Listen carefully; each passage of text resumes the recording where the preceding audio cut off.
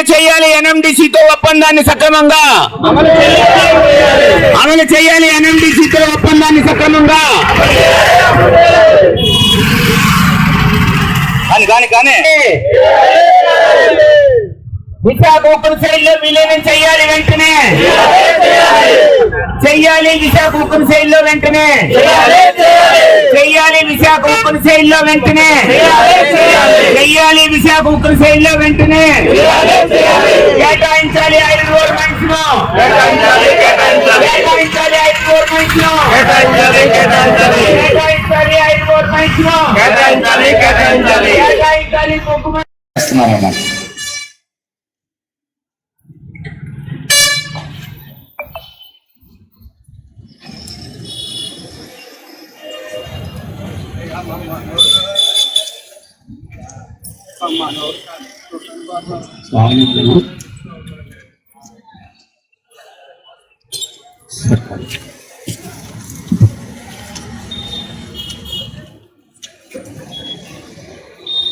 ఆయన ఏంటంటే ఇల్లు భూములు కోల్పోయారు, 6 నెంబర్ ఉంది, ఏ ఉద్యోగం సద్యోగం లేదు, కనీసం మాకు లేదు, మా పిల్లలకు లేదు, కనీసం మా మనమల్లకైనా సరే ఈ కంపెనీలు ఉద్యోగం కల్పించండి అని ఒక భావంతో ఈయన మనకి ఈ మెమోరాండం అనేది ఇవ్వడం జరిగింది.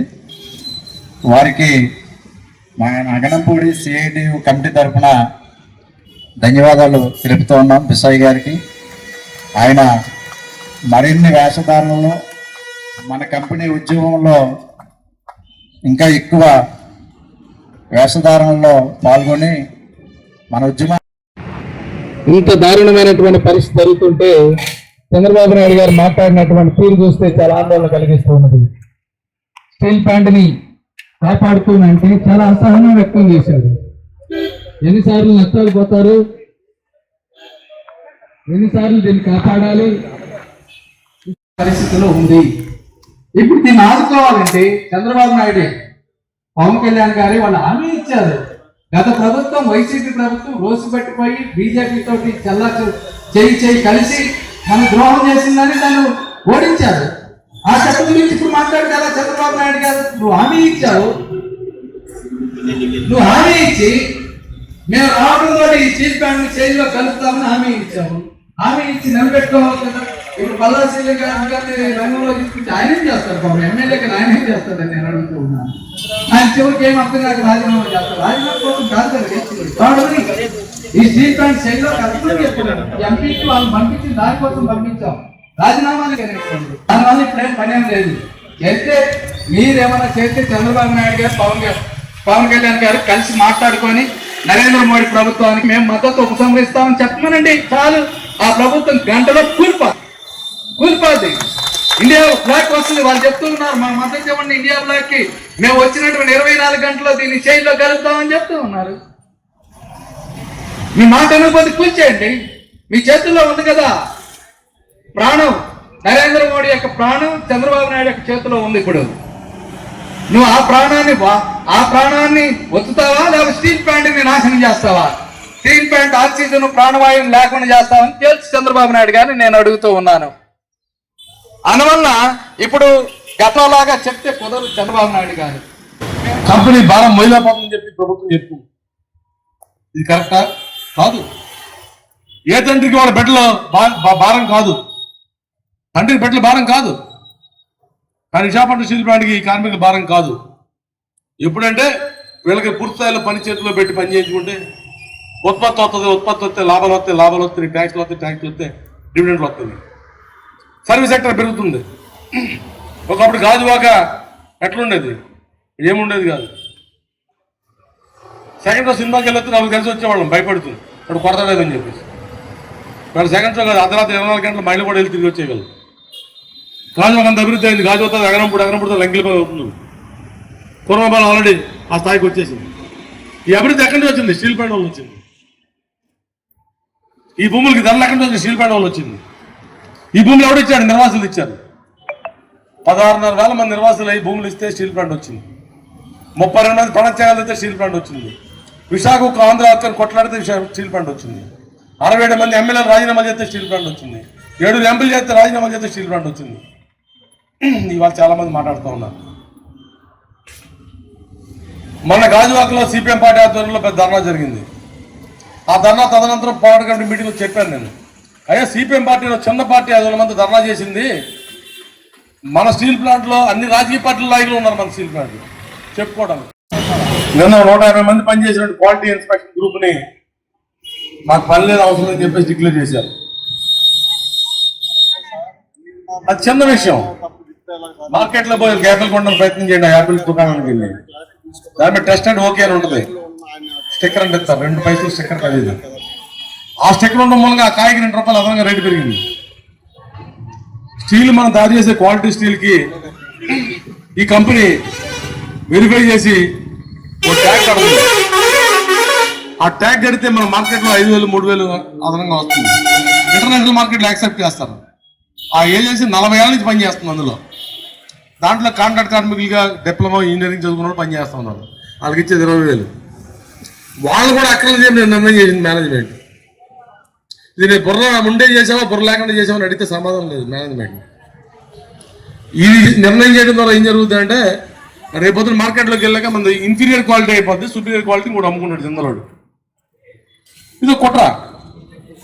ఆడ ఖర్చు ఎంత అవుతుందంటే ఆడు కట్టే స్టాఫ్ దగ్గర నుంచి ఆడు కట్టేవాడు మనుషుల దగ్గర నుంచి ఆడు పిఎఫ్ జీతాలు ఎన్నికలు ₹1 నెలకే. మన వ్యాపారం 3,000 కోట్లు చేస్తే 3,000 కోట్ల రూపాయలు ఏ పడుతుంది? ఇది కావాలని కుట్రపూరితంగా చేస్తూ ఉన్నారు ఇప్పుడున్న మేనేజ్మెంట్. గత మేనేజ్మెంట్ బ్లాస్ట్ అనేది మూసేస్తే మంచిదని చెప్పేసి నిర్ణయం చేశారు. మనం గొడవ చేస్తే స్టెప్నీ అన్నాడు.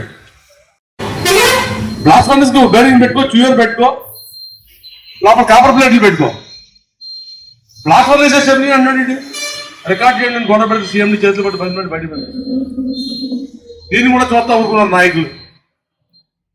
అలా సిఐటి ఒకటి అందరినీ కలుపుకుని చిన్న చిన్న సంఘాలు కొట్లాడి ఐఎన్టీసీ ఏఐటీసీ దీన్ని సమర్థించాయి. ఇది మీటింగ్ కరెక్ట్ అని చెప్పారు. మరి ఈరోజు మూల్యం ఎవరు చెల్లిస్తా ఉంటే మనం చెల్లిస్తా ఉన్నాం. నేను మొన్న వెళ్ళిపోయిన సీఎంని మొన్న 20 రోజుల క్రితం మాట్లాడుతూ స్టీల్ ప్లాంట్ సక్సెస్ మంత్ర ఇంగ్లీష్లో మాట్లాడుతూ స్టీల్ ప్లాంట్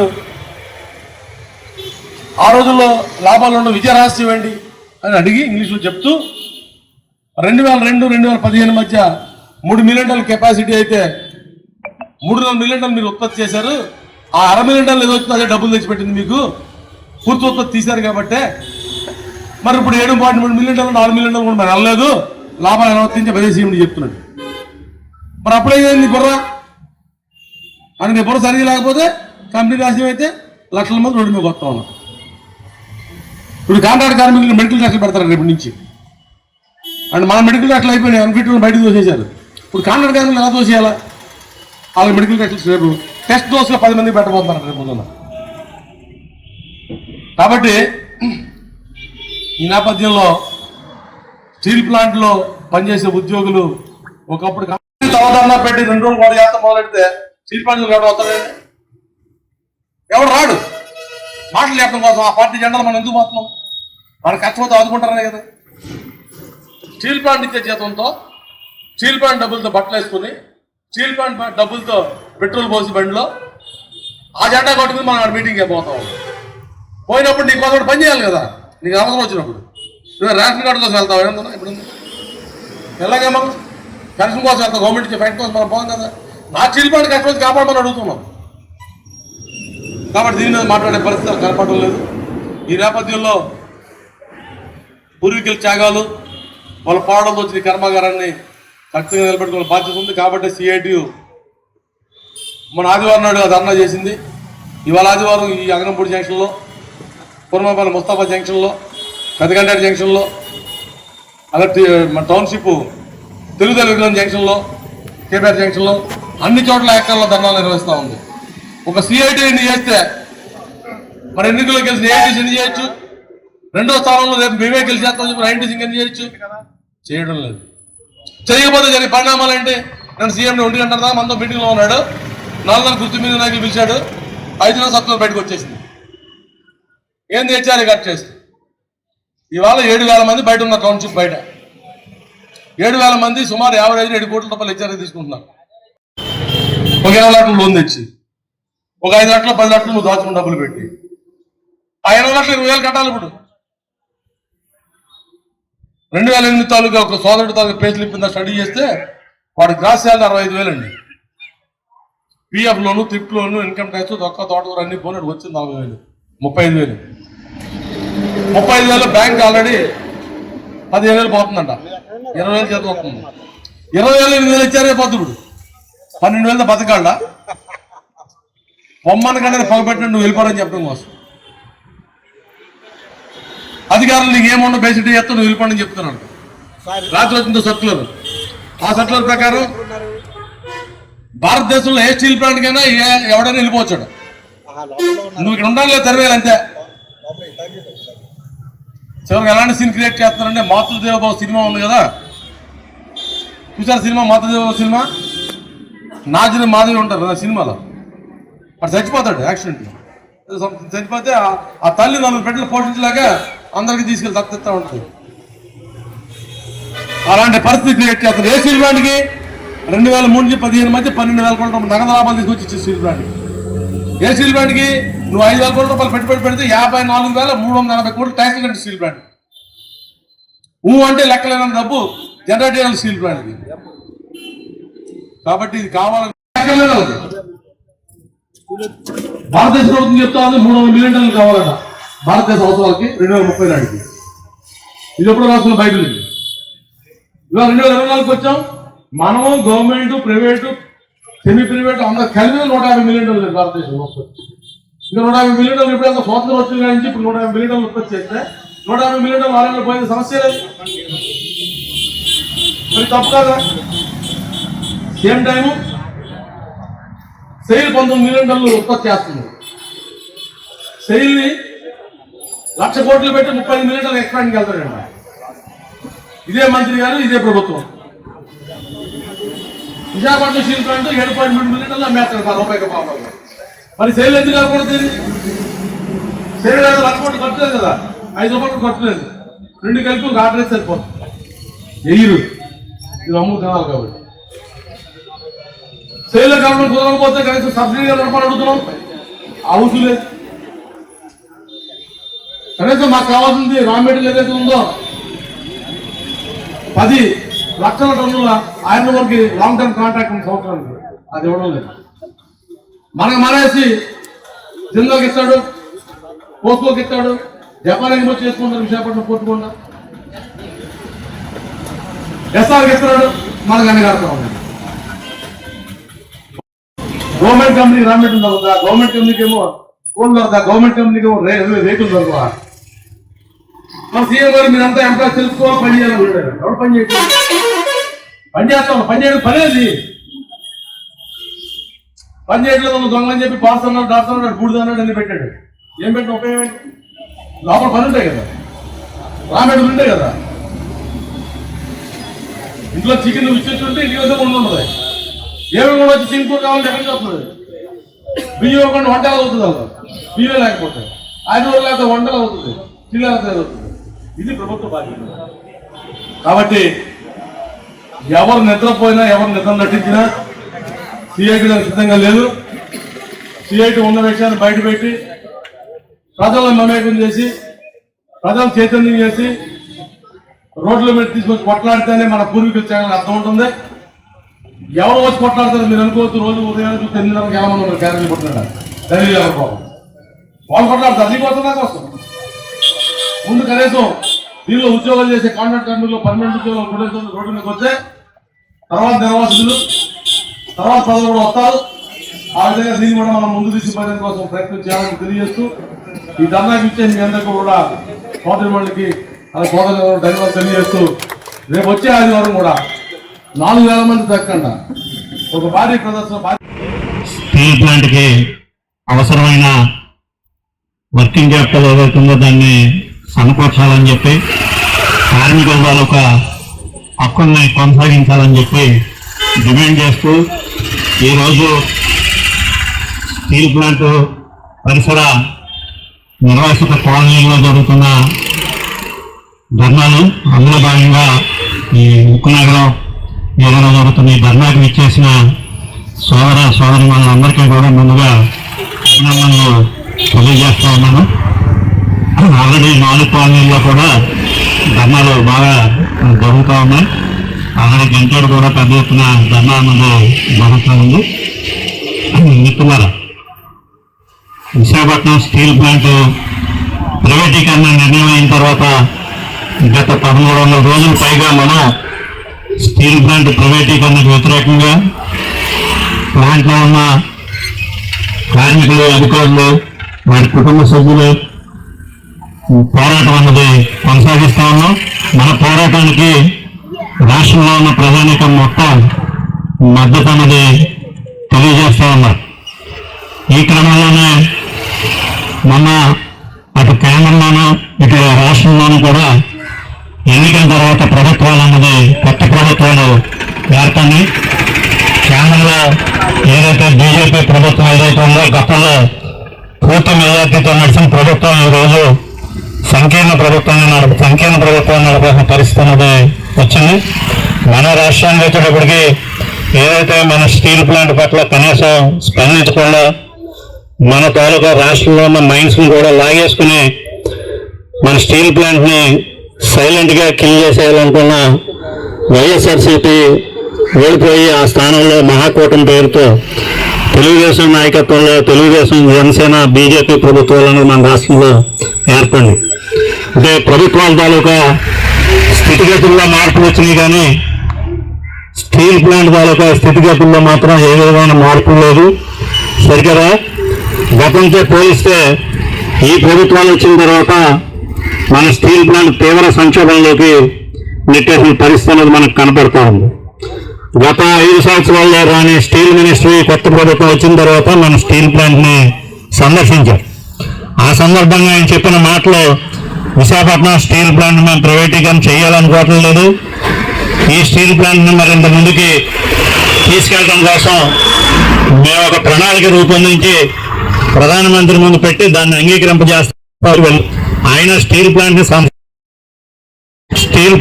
ప్రతి రోజుకి 14,000 టన్నులు సరాసరి ఉత్పత్తి అన్నది వచ్చేది.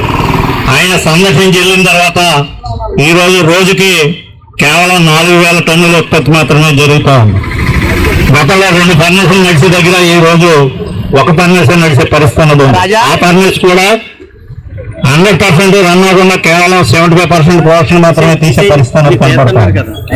అంటే ఏదైతే స్టీల్ మినిస్టర్ గారు ఇక్కడికి వచ్చి ఏదైతే మాటలు చెప్పారో అవి ఆచరణలో మొత్తం రివర్స్ లో నడిచే పని అనేది మనం చూస్తూ ఉన్నాం. అలాగే ఏదైతే బీజేపీ ప్రభుత్వం, ఈ కొత్త ప్రభుత్వం ఏర్పడిన తర్వాత మనం అందరం కూడా ఏదో ఒక స్టీల్ ప్లాంట్ మళ్ళా భవిష్యత్తులో ముందుకెళ్ళడం కోసం, ప్రభుత్వ రంగంలో కొనసాగడం కోసం వీళ్ళు సహకరిస్తారో ఏదో నిర్ణయం చేస్తారని చెప్పి మనం ఎదురు చూసాం. కానీ వాస్తవ పరిస్థితులు మాత్రం దానికి భిన్నంగా ఉన్నాయన్నది మనకి అతి తక్కువ టైంలోనే మనకు అర్థమవుతా ఉంది.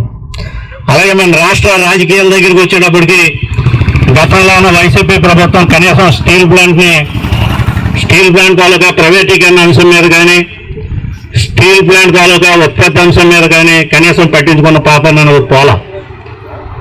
ఆకర్షితులే ఈ రాష్ట్రంలో ప్రజానీకం తాలూకా సమస్యలతో పాటు స్టీల్ ప్లాంట్ సమస్య ప్రధానంగా తీసుకుని రాష్ట్రంలో తెలుగుదేశం పార్టీకి అత్యధిక మెజార్టీలు మన ప్రాంతంలో వచ్చిన పరిస్థితి అనేది ఉంది. కానీ అప్పటికి ఇప్పటికి తేడా కానీ మనం గమనిస్తే గత ప్రభుత్వం ఏదైతే సైలెంట్గా చంపేయాలనుకుందో దానికి భిన్నంగా ఈరోజు ఈ రాష్ట్రంలో ఉన్న మహాకూటమి ప్రభుత్వం స్టీల్ ప్లాంట్ని ప్రజల్లో బదనాం చేసి స్టీల్ ప్లాంట్ తాలూకా కార్మికుల్ని దోషులుగా ప్రజల ముందు నిలబెట్టి ఈ స్టీల్ ప్లాంట్ మూసేయటం, అమ్మేయటం చేయాలన్న ప్రయత్నం అనేది ఈరోజు రాష్ట్రంలో ఉన్న తెలుగుదేశం ప్రభుత్వం చేస్తూ ఉంది. ఈ మధ్య జరిగిన పరిణామాలు కానీ మనం జాగ్రత్తగా పరిశీలిస్తే మనం గతంలో గాజువాకలో చేసిన సిపిఎం పార్టీగా చేసిన ధర్నా సందర్భంగా మొత్తం రాష్ట్రంలో ఉన్న రాజకీయ పార్టీలన్నీ కూడా స్పందించాల్సిన పరిస్థితి అనేది వచ్చింది. గతంలో మన ప్లాంట్ ప్రైవేటీకరణకు వ్యతిరేకంగా నిలబడిన వైసీపీ ప్రభుత్వ నాయకులు కూడా స్టీల్ ప్లాంట్ ప్రైవేటీకరణకు వ్యతిరేకంగా మాట్లాడటం మొదలుపెట్టారు. ఈ రాష్ట్రంలో ఉన్న ఏదైతే అధికార పక్ష పార్టీలు కూడా స్టీల్ ప్లాంట్ ప్రైవేటీకరణ మీద స్పందించాల్సిన పరిస్థితి అనేది వచ్చింది. ఈ సందర్భంగా మన రాష్ట్ర గౌరవ ముఖ్యమంత్రి గారు చంద్రబాబు నాయుడు గారు మాట్లాడుతూ కొన్ని మాటలు మొత్తం మీడియా ముందు చెప్పిన పరిస్థితి ఉంది. వీటిని కానీ మనం జాగ్రత్తగా గమనిస్తే స్టీల్ ప్లాంట్ పట్ల వీళ్ళు ఎలాంటి పూరిత వైఖరితో ఉన్నారన్నది మనకు అర్థమవుతా ఉంది. ఆయన మాటలు 2-3 మాటలు కానీ మనం చూస్తే విశాఖపట్నం స్టీల్ ప్లాంట్ సెంటిమెంట్ అన్నది ఎక్కువ కాలం పనిచేయదు, ప్రతిసారి పనిచేయదు కాబట్టి జాగ్రత్తగా మనం హెచ్చరించిన పరిస్థితి. రెండో పక్క ప్రతిసారి చారిటీ లాగా డబ్బులు ఇవ్వడం, ఎప్పుడైనా 5 కోట్లు చేశారు దీంతో ప్లాంట్ ముందుకు నడుస్తుంది అని ఒక మాట చెప్పారు. మళ్ళీ ఈ స్టీల్ ప్లాంట్ లో ఉన్న కార్మికులు, కార్మిక సంఘాలు, అధికారులు అందరూ కూడా ఈ ప్లాంట్ ని ముందుకు తీసుకెళ్ళడం కోసం మీరు ప్రయత్నం చేయాలా, మీ వైఖరిలో మార్పు రావాలని చెప్పారు. ఈ 3 అంశాలు ప్రధానమైన అంశాలు. మొదటిది ఏదైతే ఈ స్టీల్ ప్లాంట్ పనికిరాదు అని ఏదైతే అన్నారో, ఈ స్టీల్ ప్లాంట్ సెంటిమీటర్ మీద నడపమంటే ఈ స్టీల్ ప్లాంట్ లో ఉన్న కార్మికులు కానీ ఈ చుట్టుపక్కల ఉన్న ప్రజానికం కానీ ఎవరో కోరుకోవట్లా. ఈ స్టీల్ ప్లాంట్ కూడా చరిత్ర ఉంది. ఈ స్టీల్ ప్లాంట్ ఈ దేశంలో ఉన్న మిగిలిన ప్రభుత్వ రంగ సంస్థలాగా ప్రభుత్వం తాలూకా నిర్ణయంతో ఇక్కడ స్టీల్ ప్లాంట్ రాలా. ఈ ఆంధ్రప్రదేశ్ లోని మొత్తం ప్రజానీకం, మా ఆంధ్రప్రదేశ్ కి ఒక పెద్ద పరిశ్రమ, ఆంధ్రప్రదేశ్ లో ఉన్న ప్రజానీకానికి ఉపాధికి సంబంధించిన అంశానికి సంబంధించి ఏదైతే పరిశ్రమ వస్తుందన్నారో ఆ పరిశ్రమని ఇక్కడ పెట్టాలని చెప్పాలన్న ఉద్దేశంతో మొత్తం రాష్ట్రంలోని ప్రజానీకం అందరూ పోరాడు. ఆ తర్వాత ఆ పోరాటం 10 సంవత్సరాల తర్వాత విశాఖపట్నం స్టీల్ ప్లాంట్ నిర్మాణం అనేది ఇక్కడ పూర్తి స్థాయిలో అయిన పరిస్థితి అనేది ఉంది. అలాగే అనేక బాలారిష్టాలను ఎదుర్కొని ఈ విశాఖపట్నం స్టీల్ ప్లాంట్ ఈ రోజు 7.3 మిలియన్ వెళ్ళిన సంగతి మన అందరికీ తెలుసు. కానీ చంద్రబాబు నాయుడు గారు ఏం చెప్పదలుచుకున్నారు ఈ రాష్ట్రంలో ప్రజలకి? ఈ స్టీల్ ప్లాంట్ ప్రతిసారి ప్రభుత్వం నుంచి డబ్బులు మేము దానం చేస్తా ఉన్నాం, వీళ్ళు దాంట్లో ఎంజాయ్ చేస్తా ఉన్నారు కాబట్టి భారతదేశంలో ఉన్న ప్రైవేట్ పరిశ్రమలన్నీ లాభాలు వస్తున్నాయి, ప్రభుత్వ రంగ సంస్థ ఇది ఎందుకు లాభంలో రావట్లేదని చెప్తా ఉన్నారు. అంటే దీని వెనకాల కొట్టుపెట్టి ఈ రాష్ట్రంలో ఉన్న ప్రజానీకానికి ఆయన చెప్పదలుచుకున్న అంశం ఏంటంటే ఈ పరిశ్రమలో ఉన్న కార్మికుల వల్ల, ఈ పరిశ్రమలో ఉన్న అధికారుల వల్ల ఈ స్టీల్ ప్లాంట్కి పరిస్థితి వచ్చింది కాబట్టి ఈ స్టీల్ ప్లాంట్ సెంటిమెంట్ మీద నడవదని చెప్తా ఉన్నాడు. మరి చంద్రబాబు నాయుడు గారికి జనగణన చాలా మేధావి, చాలా ఆయన మంచి అడ్మినిస్ట్రేటర్, ఎలాంటి సమస్యలైనా పరిష్కరిస్తారని చెప్పి పేపర్లో, మీడియా, ప్రజానీకం అందరూ కూడా చెప్పుకుని ఉంటారు. మరి అలాంటి చంద్రబాబు నాయుడు గారికి ఈ స్టీల్ ప్లాంట్ లో జరుగుతున్న పరిణామాలు తెలియవని మనం అనుకోవడానికి ఏమీ లేదు. ఆయన కావాలనే ఈ స్టీల్ ప్లాంట్ ప్రైవేటీకరణకి జరగడానికి కారణం ఈ విశాఖపట్నంలో ఉన్న స్టీల్ ప్లాంట్ కార్మికులు అని చెప్పి మొత్తం ప్రజానీకానికి చెప్పి మనకి ఏదైతే రాష్ట్రంలో ప్రజానీకానికి నుంచి ఏదైతే మద్దతు వస్తా ఉందో ఆ మద్దతుని చెడగొట్టడం కోసం, మొత్తం దీన్ని డైవర్ట్ చేయడం కోసం ఈ రోజు అలాంటి మాటలు మంది మాట్లాడుతూ ఉన్నారు. ఈ స్టీల్ ప్లాంట్ ఇప్పటి వరకు లాభాలు రాలేదా? 2012 నుంచి 2012 వరకు, 2003 నుంచి 2012 వరకు దగ్గర 12,000 కోట్ల లాభం ఈ స్టీల్ ప్లాంట్ వచ్చిన పరిస్థితి అనేది ఉంది. అలాగే మన 2022, 23 ఆర్థిక సంవత్సరం కరోనా తర్వాత కూడా ఈ ప్లాంట్కి దగ్గర 9,000 కోట్లు లాభాలు వచ్చిన పరిస్థితి అనేది ఉంది.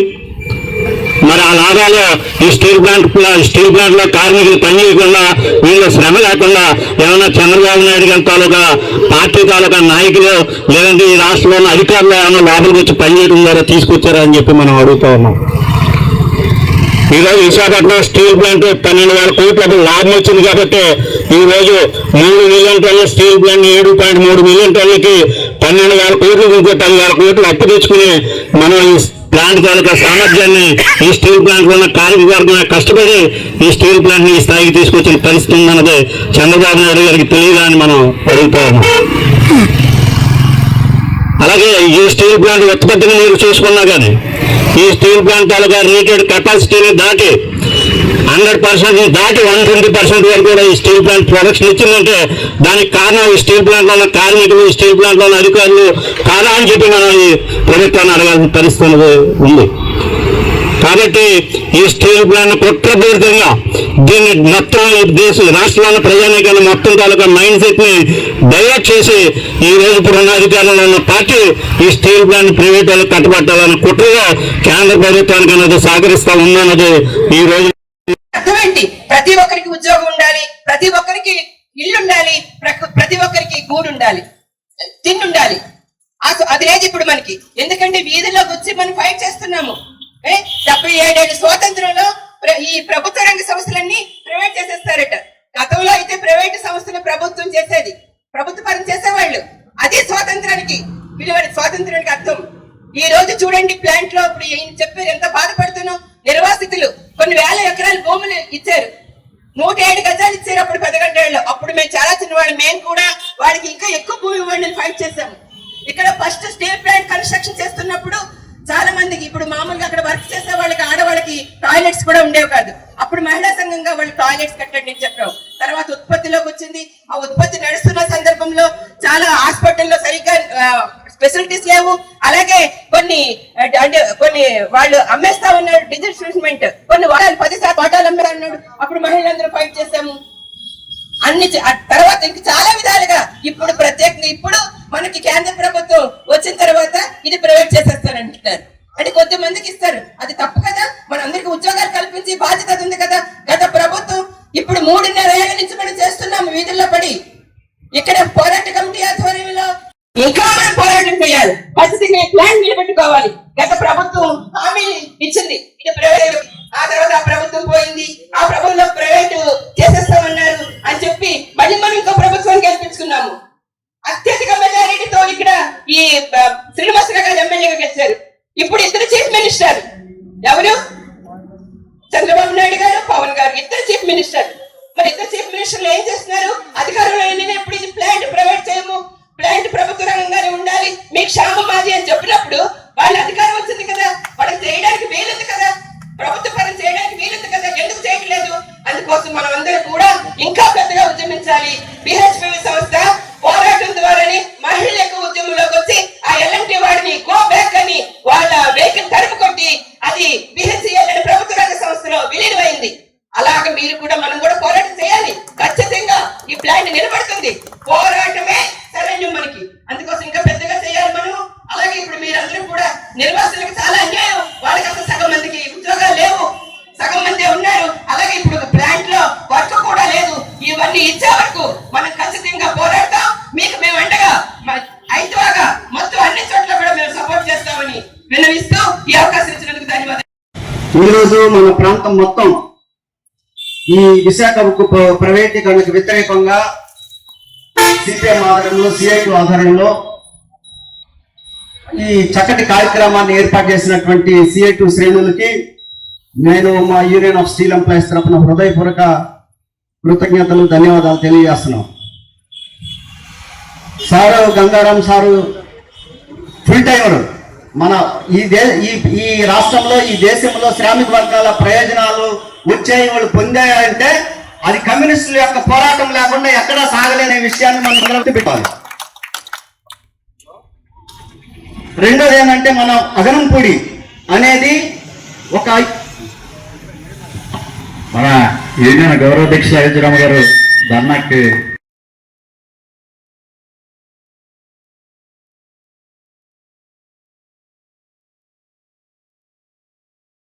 అయింది.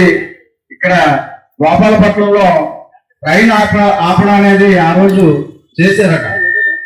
ఆ ట్రైన్ ఆపడం క్రమంలో ఈ రైల్వే కమ్యూనికేషన్ దువ్వాడలో ట్రైన్ ఆపారు, గోపాలపట్నంలో ట్రైన్ ఆపారు.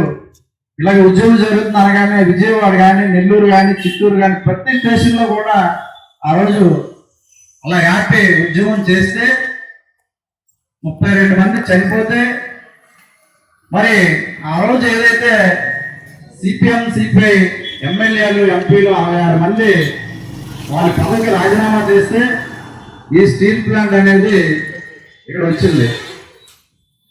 తద్వారా మనందరూ కూడా ఈ స్టీల్ ప్లాంట్ లో ఉద్యోగాలు వచ్చాయి.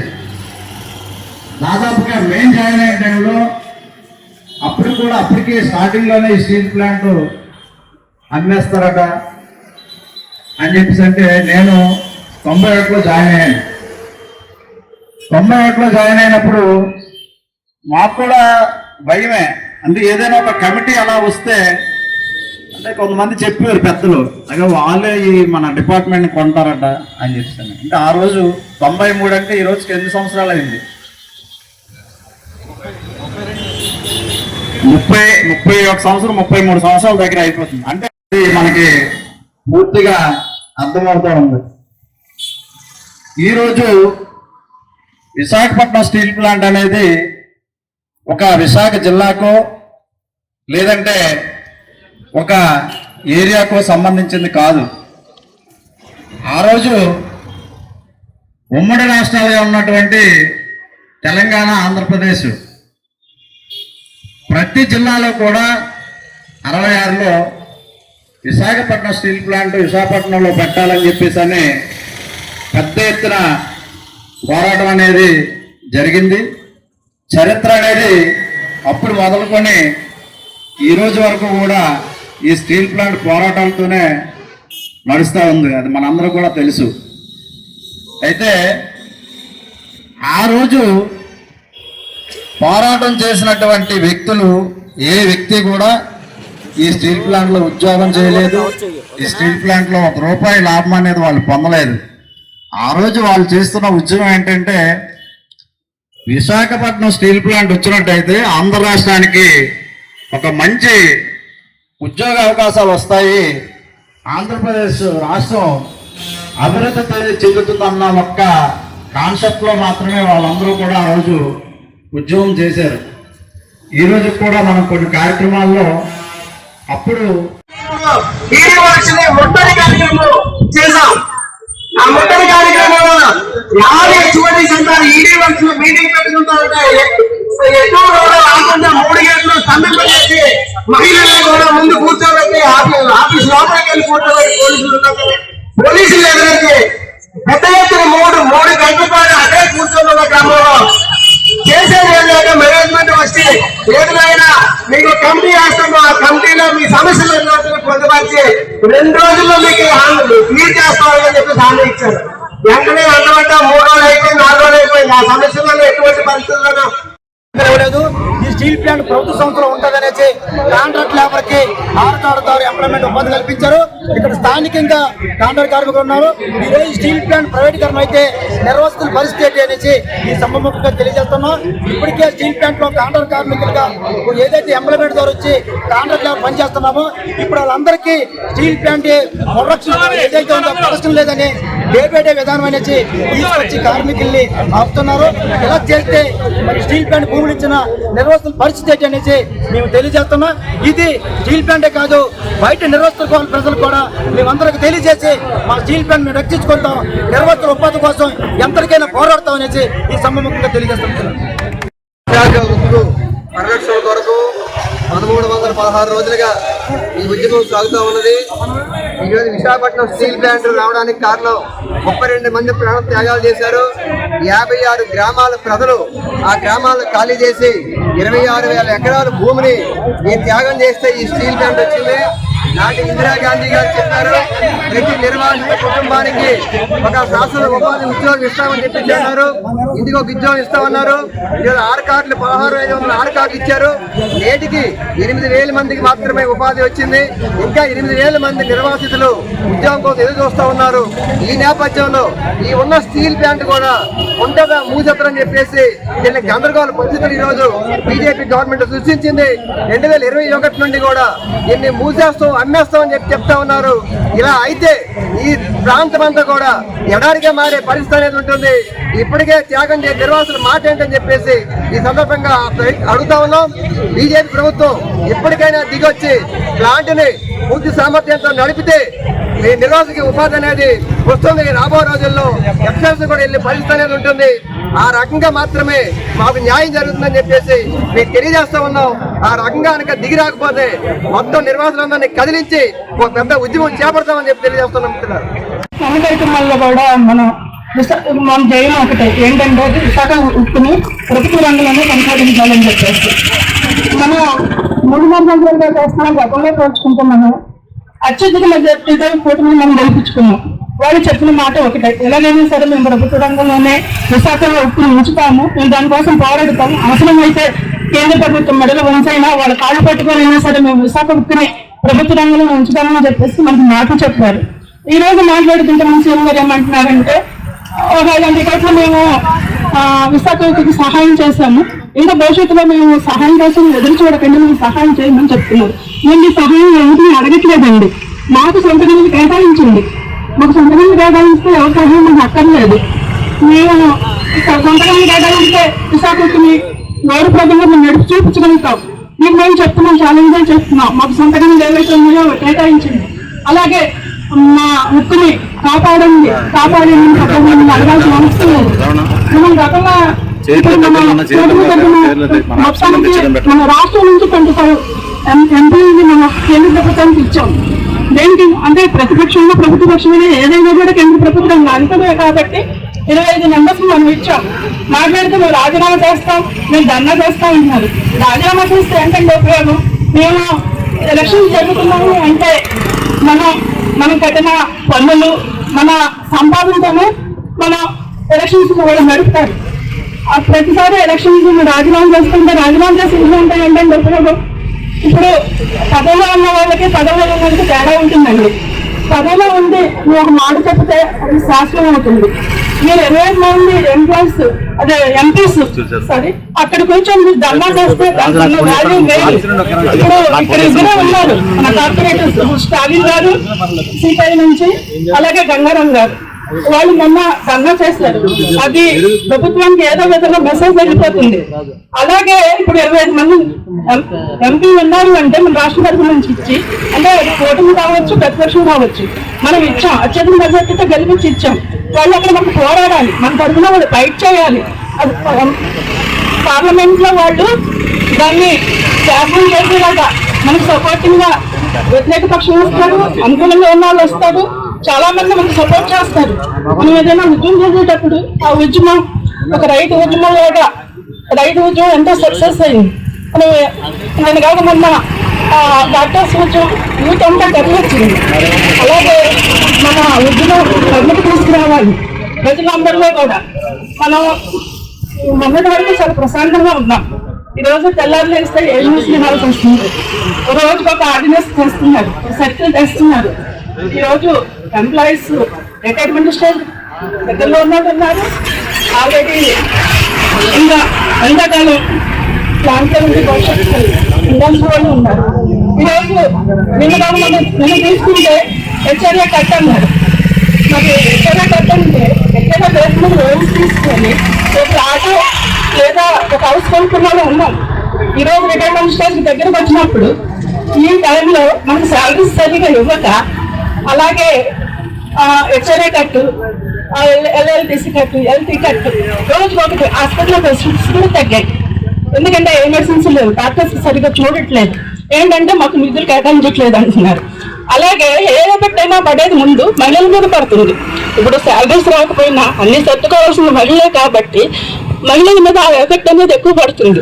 ఓ పక్క శాలరీస్ రావట్లేదు, ఓ పక్క లోన్స్ కట్ అవ్వాలి, పిల్లల ఎడ్యుకేషన్ మధ్యలో ఉన్నది ఉన్నారు.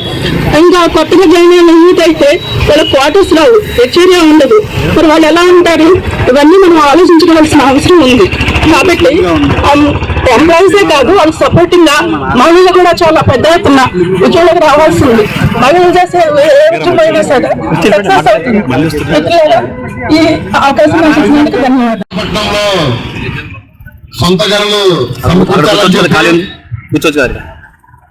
ప్రైవేటీకరణ ఉపసంహరించుకోవాలని చెప్పి ఈ మధ్య కాలంలో వస్తున్నటువంటి సర్క్యులర్స్ అన్ని కూడా ఉపసంహరించుకోవాలని చెప్పి స్టీల్ ప్లాంట్ లో ఉక్కు నగరంలో కేసీఆర్ దగ్గర వడ్లపూడి, అగనంపూడి, గంగవరం, పెదగంటేడ ప్రాంతాల్లో సిఐటియుగా ఈరోజు ఒకరోజు ధర్నా కార్యక్రమం అనేది చేయడం అనేది జరుగుతుంది. ఈ కార్యక్రమానికి వచ్చేసినటువంటి మీ అందరికీ కూడా ముందుగా విప్లవాభినందనాలు తెలియజేస్తున్నాను. మిత్రులారా,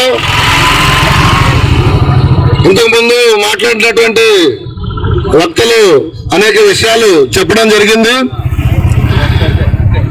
మనం సుమారుగా 300 రోజులు రైతులకు ప్రైవేటీకరణ వ్యతిరేక ఉద్యమం అనేది నడుస్తుంది.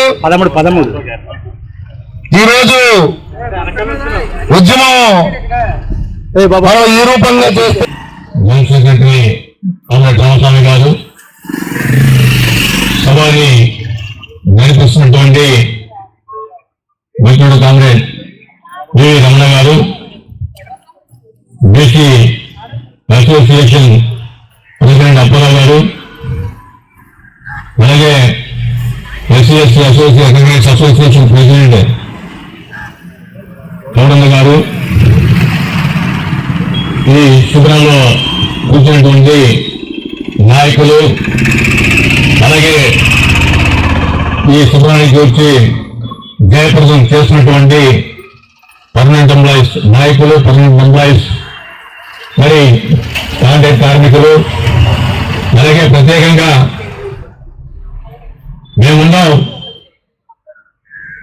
మేము ముందుండి ఈ స్టీల్ ప్లాంట్ ని కాపాడడంలో మా వంతు కృషి చేస్తామని చెప్పేసి ఈరోజు ప్రత్యేకంగా ఆదివారం ఇంట్లో ఎన్నో పనులుంటాయి.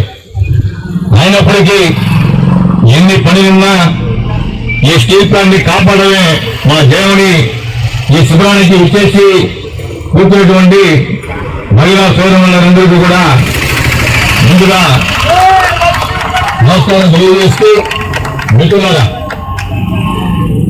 దాదాపు ఈ ఉద్యోగం అనేది 2021లో స్టార్ట్ అయింది. ఏదైతే 2021లో పార్లమెంట్ లో నిర్మలా సీతారామన్ గారు 100% అమ్మేస్తాం, లేకపోతే మొత్తం ప్రభుత్వాన్ని చేస్తామని చెప్పేసి పార్లమెంట్ లో ప్రకటన చేశారు. ఆ రోజు నుంచి ఈ రోజు వరకు కూడా ఈ ఉద్యమం అన్నది జరుగుతూ ఉంది. అయితే ఈ దేశంలో ఉన్నటువంటి ఎన్నో ఇండస్ట్రీస్ ప్రైవేటైజేషన్ చేయబడింది, మూతపడింది. మొన్న మీరు చూస్తే ఎఫ్ఎస్ఎల్ ఫరోజ్ క్రాప్ నిగమ్ లిమిటెడ్ ఎఫ్ఎస్ఎల్ కూడా అమ్మేశారు. ఈ స్టీల్ ప్లాంట్ కూడా అమ్మేయాలని చేసినటువంటి బీజేపీ ప్రభుత్వానికి అందులో దిక్కలు లేకుండా పోరాటం ద్వారా ఈ బీజేపీ ప్రభుత్వాన్ని వినియోగిస్తూ, వాళ్ళ నిర్ణయాన్ని వినియోగిస్తూ పోరాటం చేసినటువంటి విశాఖ ప్రజలు, ఆంధ్ర ప్రజలు, అలాగే ఈ స్టీల్ ప్లాంట్ పనిచేస్తున్నటువంటి కార్మిక సోదరులను కూడా అందరూ కూడా కలిసికట్టుగా నిలబడి ఈరోజు దాదాపు 3 సంవత్సరాలుగా ఈ పోరాటం జరుగుతుంది. కాబట్టి ఒక అంగంగా కలగకుండా అందరూ అడ్డుకున్నా కాబట్టి ఈ రోజు ఈ స్టాండ్ వరకు కూడా ఈ స్టీల్ ప్లాంట్ నిలబడింది. మనం గొడవ చేస్తే అక్కడి నుంచి పోస్తే వాళ్ళు పారిపోయారు, మళ్ళా జగన్ చూసి ఇక్కడ ఈ చుట్టుపక్కల రావట్లేదు. కానీ ఈరోజు మనం ఏదైతే గంగావరం పోర్ట్ ఉందో, గంగావరం పోర్ట్ ని మొత్తాన్ని అమ్మేశారు అదానికి. గవర్నమెంట్ చేతిలో ఉన్నటువంటి ఏదైతే 6% ఉందో దాన్ని కూడా అమ్మేశారు. దాన్ని కూడా అండర్ గ్రౌండ్ లేకుండా చేశారు. అదాని ఏమి బుద్ధి లేని వాడు కాదు. పోర్టులు కొంటే పోర్టుల ద్వారా మనకి ఇక్కడ మున్సిపల్ రావాలి కాబట్టి ఈ స్టీల్ ప్లాంట్ కూడా కొనేయచ్చు. కాబట్టి ఫస్ట్ బేసిక్ గా పోటీ కొనేస్తాం, తర్వాత స్టీల్ ప్లాంట్ కొనేస్తామని చెప్పి ఇక్కడికి వచ్చాడు. కానీ విశాఖ ప్రజలు అదాని కాదు కదా, వాళ్ళమ్మ మొదలు గట్టిగా పోరాటం చేస్తారు కాబట్టి ఆయన బంధిస్తారు. అది తెలిసిన తర్వాతనే ఈ రోజు ఇంత పోరాటం అనేది జరుగుతూ ఉంది. మిత్రులారా, ఇక్కడ ఉన్న యజమాన్యం ఉంది. ఈ యజమాన్యం అంటే మినిస్టర్ ఏదైతే చెప్తున్నారో ఆ పని మాత్రమే నేను చేస్తానని చెప్పేసి చెప్తూ జరుగుతా ఉన్నారు. మరి మినిస్టర్ చెప్తే నేను చేస్తానన్నవాడు ఆల్రెడీ సెలవు వెళ్ళిపోయాడు. ఇంకొక సీఎం వచ్చారు. ఇప్పుడు ఈ సీఎం రాగానే నిన్న మొత్తం అన్ని యూనియన్ ఇప్పేసి మాట్లాడారు. కానీ సాయంకాలానికి మొత్తం ఇచ్చారు, అన్ని కూడా తీసేస్తారని చెప్పేసి సర్పంచ్ చేశారు. మిత్రులారా, నేను ముందు 25 సంవత్సరాలు ఎవరికైతే పూర్తి అయ్యిందో కార్మికుల కుటుంబాల్లో ఉన్నటువంటి పెళ్లి కానీ కొడుకులు ఎవరైతే ఉన్నారో వాళ్ళకి ఇక్కడి నుంచి రిఫర్ చేసేవాళ్ళు. కానీ ఈ రోజు ఆ అవకాశాలు కూడా తీశారు. 20 సంవత్సరాలు భయపడితే వాళ్ళకి రెఫరెన్స్ లేదు, మొత్తం తీశారు. ఎవరైతే రిటైర్ అవుతున్నారో వాళ్ళకి తెలుసు ఒకసారి చివరిలో ఎల్టీసీ పెట్టుకోవడానికి అవకాశం ఉండేది, అది కూడా తీశారు. అక్కడికి ఇంకా రావడానికి చూస్తే మీకు బేసిక్ కావాలా, డిఏ కావాలా, రెండు ఏదో ఒకటి నిర్ణయం చేసుకొని చెప్పులు చెప్పిన కార్యక్రమానికి యజమాన్యం ఎందుకు వస్తున్నారు కాబట్టి ఇటువంటి యజమాన్యాన్ని దీనికి ఎవరైతే అక్కడ నుంచి ఢిల్లీ నుంచి మినిస్ట్రీ నుంచి వాళ్ళని ఇబ్బంది పెడుతున్నారో వాళ్ళని కూడా వాళ్ళందరూ కలిపి మొత్తం కార్మికులందరూ కూడా కలిపి అవసరమైతే ఒక దండయాత్ర చేసిన వాళ్ళ సంగతి తేల్చాలి తప్ప ఊరికనే మాత్రం ఖచ్చితంగా ఇది సక్సెస్ అవ్వదు. కాబట్టి మొత్తం కార్మికులందరినీ కూడా కదిలించాలి.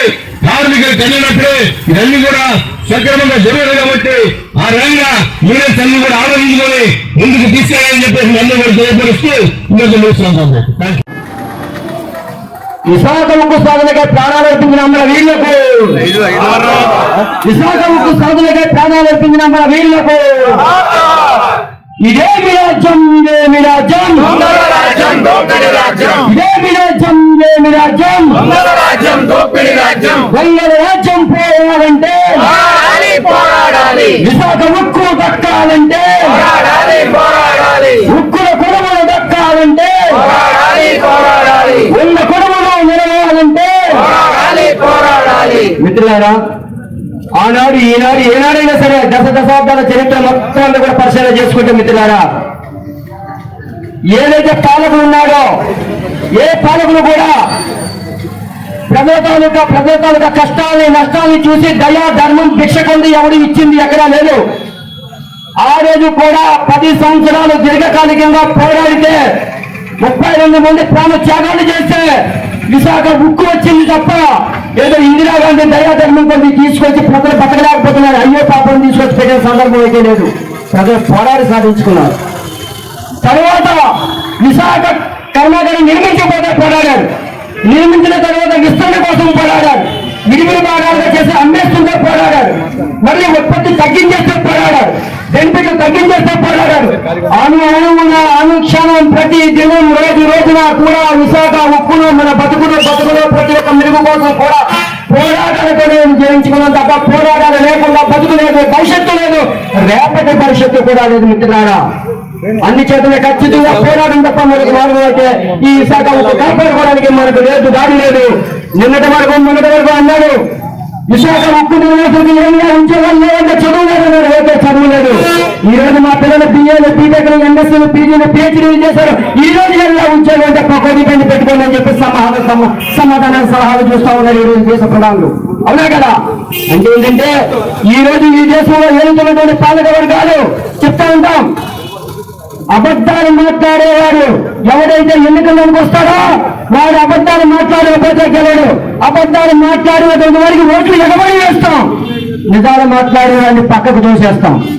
కానీ నిజం మాట్లాడేవాడు ఖచ్చితంగా కొట్లాడాలి, పోరాడితే తప్ప విజయం రాదు అని చెప్తాడు, వాడికి అందరూ ఓట్లేడు. కానీ అబద్ధాలు చెప్పేవాడు ఖచ్చితంగా మేము అధికారంలోకి వచ్చేస్తే తీసేస్తాం, ఏర్పడి చేస్తాం, ఒత్తిడి చేస్తాం, దీన్ని తీసి మళ్ళీ మన చరిత్ర బతుకుల భవిష్యత్తు బంగారు భవిష్యత్తు ఇచ్చేస్తాం అంటాం. ఖచ్చితంగా ఓట్లు ఎగబడి గుర్తేస్తాం. అవునా కదా? అబద్ధాలు నమ్మకూడదు, నిజాన్ని పరిశీలించాలి, గతాన్ని పరిశీలించాలి.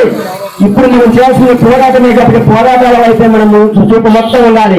అది ఏ రాజకీయ పార్టీ అయినా అవ్వచ్చు, ఏ రాజకీయ పార్టీ అయినా సరే 4 దశాబ్దాల కాలంలో ప్రతి ఒక్క పార్టీ తాలూకా రహస్యాలు చూడండి.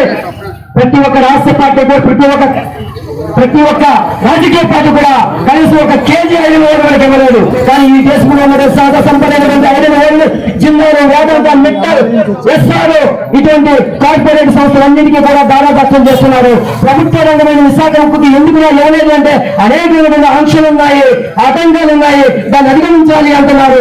ఆ కాలం గడుపుతున్నారు కానీ ఇవ్వలేదు అంటే మీరు కుట్ర మొత్తం అంతా కూడా ఈ దేశాన్ని ఎవరైనా సరే వారి ప్రపంచ బ్యాంకు చేతిలో కీలుబొమ్మలైనటువంటి దేశ ప్రధానులైతే ఆ రోజు కాంగ్రెస్, ఈ రోజు బీజేపీ వాళ్ళ చేతిలో కీలుబొమ్మలైనటువంటి రాష్ట్రంలో ముఖ్యమంత్రులు ఉన్నారు. వాళ్ళ కీలుబొమ్మలు వీళ్ళు తోడుబొమ్మలు అయితే ప్రజల్ని విధ్వంసం చేస్తా ఉన్నారు.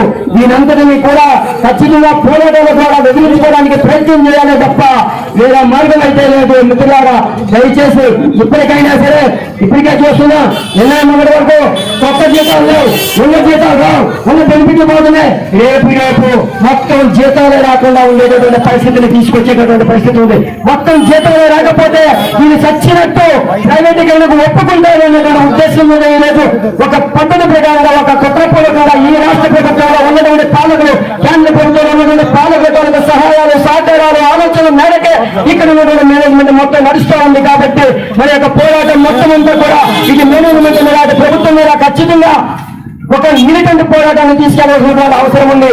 ఈ మిలిటెంట్ పోరాటాల రూపం ద్వారా మాత్రమే విశాఖ ఉక్కును విశాఖ ఉక్కును నిలబెట్టుకోగలుగుతాం, కాపాడుకోగలుగుతాం. మిత్రులారా, ఈ అవకాశం ఇచ్చిన మీ అందరూ కూడా హృదయపూర్వక ధన్యవాదాలు తెలియజేస్తున్నాను. మిత్రులారా, పట్టనట్టు ఉందామా, కార్పొరేట్లకిస్తుంటే పట్టనట్టు ఉందామా, కార్పొరేట్లకిస్తుంటే పట్టనట్టు ఉందామా, కార్పొరేట్లకిస్తుంటే పట్టనట్టు ఉందామా, కాడి ఆవు నమ్మేసి పాలు కొనుక్కుందామా, అమ్ముతుంటే చూద్దామా విశాఖ ఉక్కును, మన రక్తం ధార పోసి పెంచిన సంపదను, మన రక్తం ధార పోసి పెంచిన సంపదను. లాభాలకు ప్రైవేటు ధరలు ఎట్టలేసరే, లాభాలకు ప్రైవేటు ధరలు ఎట్టలేసరేలలో, సేవలతో ముందుకెచ్చలే ప్రభుత్వ రంగం, సేవలతో ముందుకొచ్చను పెన్నిదిలా ప్రభుత్వ రంగం. సబ్సిడీలు ఇచ్చింది సాయంగా వచ్చింది, సబ్సిడీలు ఇచ్చింది సాయంగా వచ్చింది, సబ్సిడీలు ఇచ్చింది సాయంగా వచ్చింది, సబ్సిడీలు ఇచ్చింది సాయంగా వచ్చింది. నీతి లేని నేతలతో చివరికి ఎదొచ్చింది. అమ్ముతుంటే చూద్దామా విశాఖ ఉక్కును, మన రక్తం ధారపోసి పెంచిన సంపదను, మన రక్తం ధారపోసి పెంచిన సంపదను.